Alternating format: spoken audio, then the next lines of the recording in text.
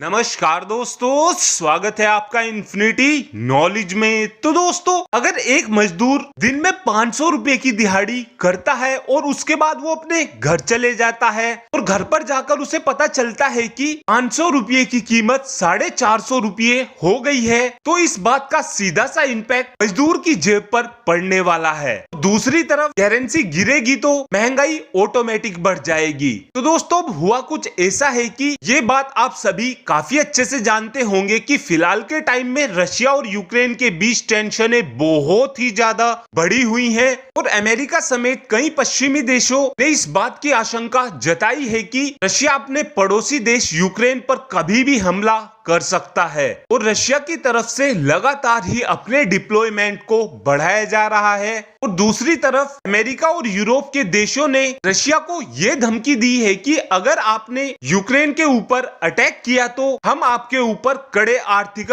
प्रतिबंध ठोक देंगे। तो दोस्तों, ये आर्थिक प्रतिबंध रशिया की कमर तोड़ कर रख देंगे और अब ऐसा कहीं ना कहीं होते हुए भी दिखाई दे रहा है। और फिलहाल के टाइम में क्रूड ऑयल की कीमतों में तो पहले ही आग लगी हुई है और दूसरी तरफ रशिया के सामने ये दिक्कत आ रही है कि रशिया की करेंसी धड़ाधड़ नीचे जा रही है। और इस बात के पीछे रीजन ये भी बताया जा रहा है कि विदेशी इन्वेस्टरों की तरफ से रूबल को धड़ाधड़ बेचा जा रहा है, जिस वजह से रूबल की कीमतें गिरती जा रही हैं और आज के टाइम में ये कीमत भारतीय रुपये के मुकाबले भी नीचे चली गई है। और फिलहाल के टाइम में अगर आपको भारतीय रुपये को रूबल में कन्वर्ट कराना है तो आपको एक रुपये का 1.4 रूबल मिलने वाला है। और पिछले 14 महीने में रूबल की कीमत सबसे ज्यादा निचले स्तर पर पहुंच गई है और इस बात के पीछे रीजन ये बताया जा रहा है कि रशिया ने अगर अपनी डिप्लॉयमेंट को कम नहीं किया तो ऐसे ही रशिया के रूबल की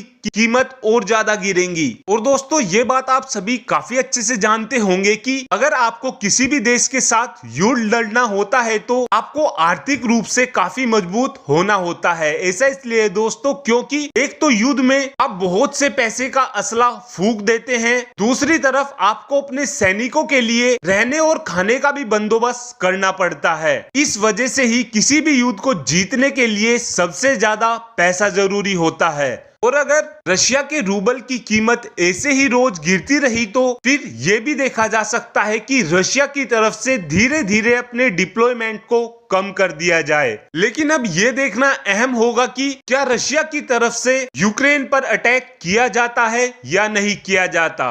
thanks for watching this video. Have a good day.